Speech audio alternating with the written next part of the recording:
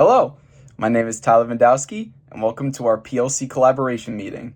Today, we're going to be discussing three important components of literacy and some activities and instructional strategies that will accompany them. Before we start, however, please take a look at the handout that I've provided to all of you. Inside, you'll find more details about everything we're going to be discussing today. As we go through, try and think of any other activities or instructional strategies that will best suit student learning and achievement.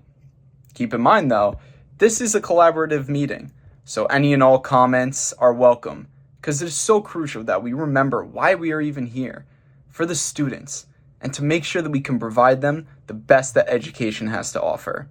So let's get into it. So we're going to go through three components of literacy, and with that, talk about an instructional strategy that supports student learning and any meaningful extensions to the activity. Starting off with the first component is phonemic awareness, and the accompanying activity that will revolve around is Elkonin boxes.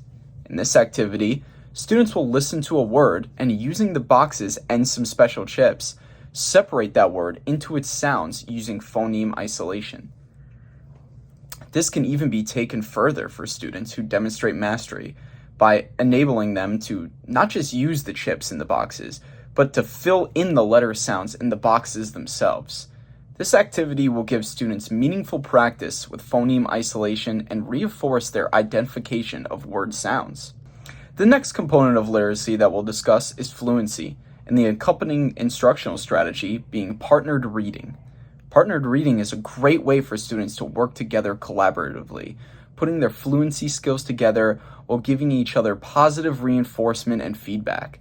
This activity will work best when students are paired by their fluency levels, usually meaning pairing a student with a higher fluency level with a student that has a lower fluency level. The reason we do this is so that the first student can act as the modeler, demonstrating to the second student successful pronunciation, rate, and self-correction. However, this activity could also be used for students who show mastery. By pairing two students with high fluency levels together, the teacher can challenge these students with a text that is higher than their current reading level, requiring them to put their heads together and work more collaboratively.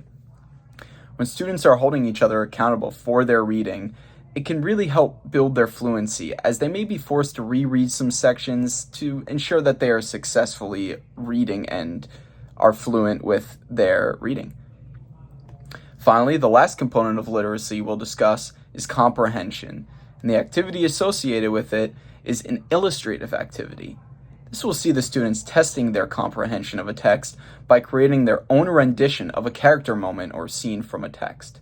I love using this activity because it allows students to flex their creative thinking to demonstrate what they have learned from the text.